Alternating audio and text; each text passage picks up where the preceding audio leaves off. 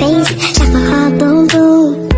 Any other boy would stare, but me I look away, 'cause you're making me scared. Trying not to breathe, 1, 2, 3. Halo semuanya, perkenalkan kami dari kelompok 20 Praktikum Mekanika Fluida. Di sini kami akan menjelaskan eksperimen kami tentang gaya apung yang berkaitan dengan hukum Archimedes.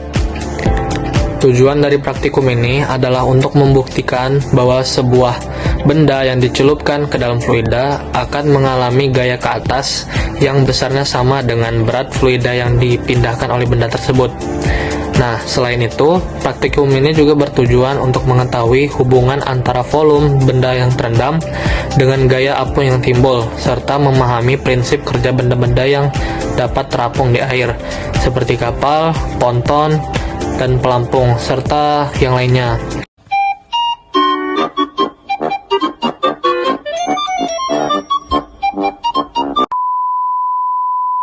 Aku tahu apa nak buat.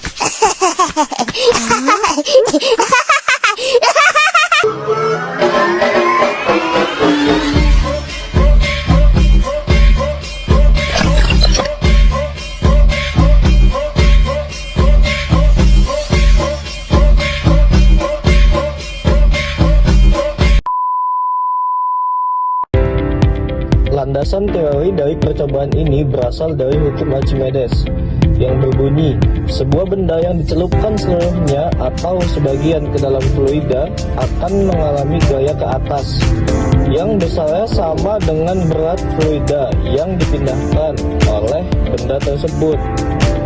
Gaya ke atas ini disebut sebagai gaya apung.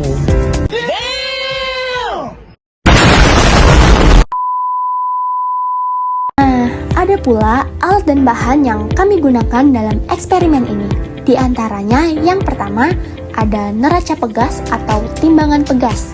Yang kedua, gelas ukur atau bejana berisi air. Yang ketiga, benda uji berupa silinder logam. Yang keempat, benang untuk menggantung benda. Dan yang kelima, penggaris dan alat tulis untuk mencatat hasil pengukuran.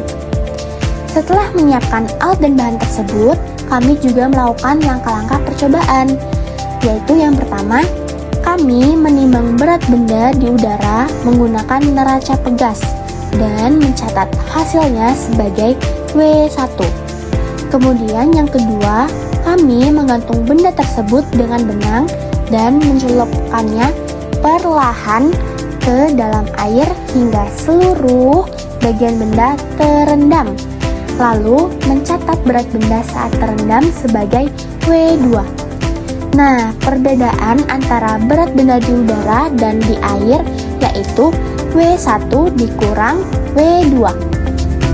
Hasil itu menunjukkan besarnya gaya apung yang bekerja pada benda tersebut.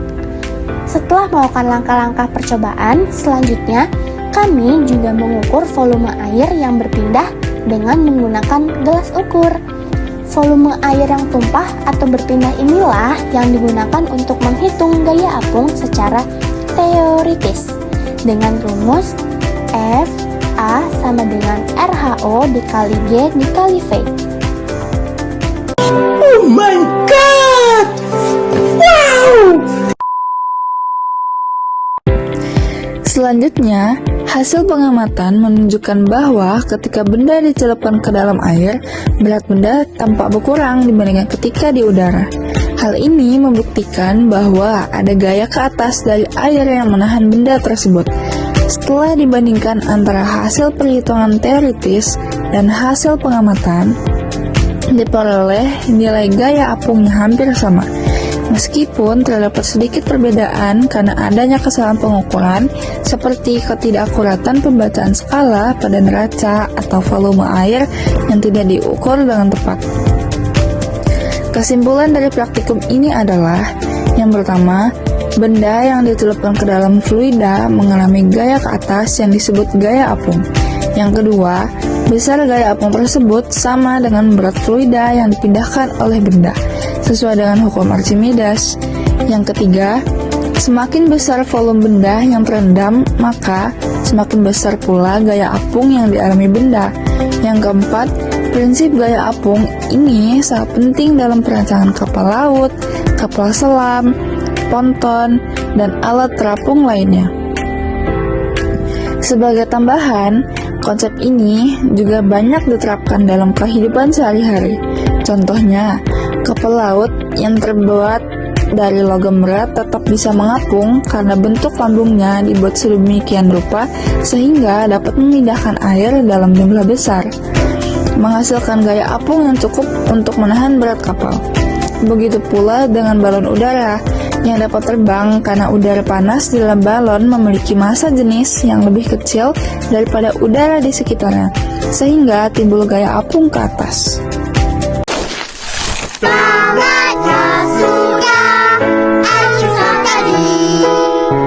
Dibohong. Penerapan gaya apung dalam kehidupan sehari-hari. Prinsip gaya apung sangat banyak penerapannya dalam kehidupan kita sehari-hari. Berikut beberapa contohnya, seperti kapal laut dan perahu dapat mengapung di air karena gaya apung yang bekerja menahan berat kapal. Desain lambung kapal dibuat agar volume air yang dipindahkan cukup besar sehingga gaya apung yang dihasilkan mampu menopang beratnya.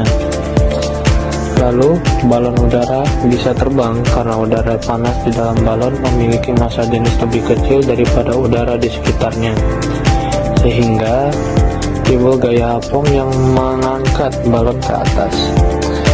Kemudian, ada orang yang berenang juga merasakan efek gaya apung. Tubuhnya merasa lebih ringan karena air memberikan gaya ke atas yang menahan sebagian berat tubuhnya.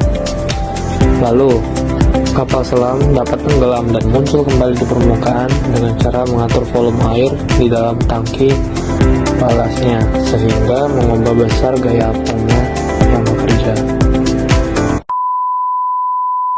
Sekian presentasi dari kelompok kami. Jika ada kesalahan mohon dibicarakan baik-baik, bukan malah pergi mencari yang lebih baik.